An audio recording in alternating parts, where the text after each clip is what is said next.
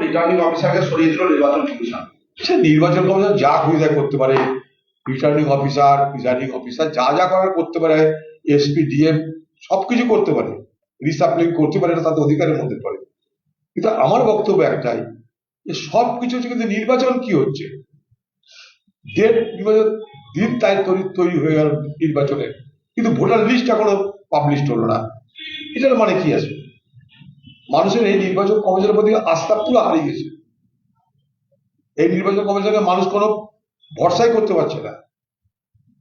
যেখানে নির্বাচন কমিশন যাদের নেতৃত্বে, যারা অভিভাবক এই ক্ষেত্রে, অন্তত নির্বাচন করানোর ক্ষেত্রে, তাদের প্রতি যদি মানুষের আস্থা না থাকে, সেই নির্বাচনের কি মূল্য থাকবে? মাথায় ঢুকছে না আমার এটা, কিন্তু একদম সত্যি কথা বলছি।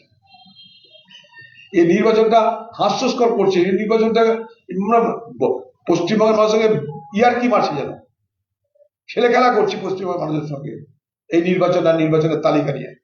মাসের পর মাস ধরে এই এক এসআইআর এসআইআর এসআইআর, আর আমাদের কোনো কাজ নাই, কর্ম নাই, রুটি নাই রুজি নাই, এসআইআর প্রক্রিয়ার মধ্যেই আমরা সব ব্যস্ত হয়ে পড়লাম।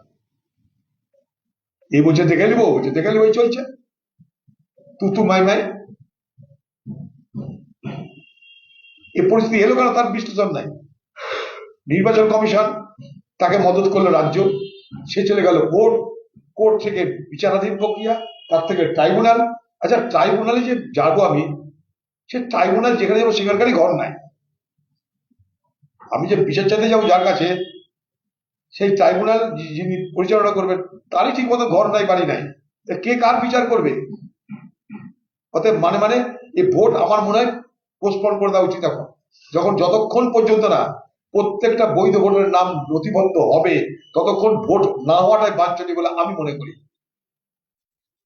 কারণ ফ্রি অ্যান্ড ফেয়ার ইলেকশন তখনই হয় যখন free and fair electoral role তৈরি হয়।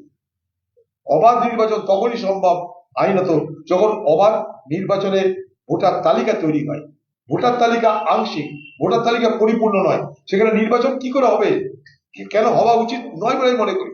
পিছিয়ে দেওয়া হোক নির্বাচন, কারণ মানুষের ভোট দেওয়ার অধিকার যদি না থাকে, তাহলে সেই নির্বাচনের মানে কি থাকলো?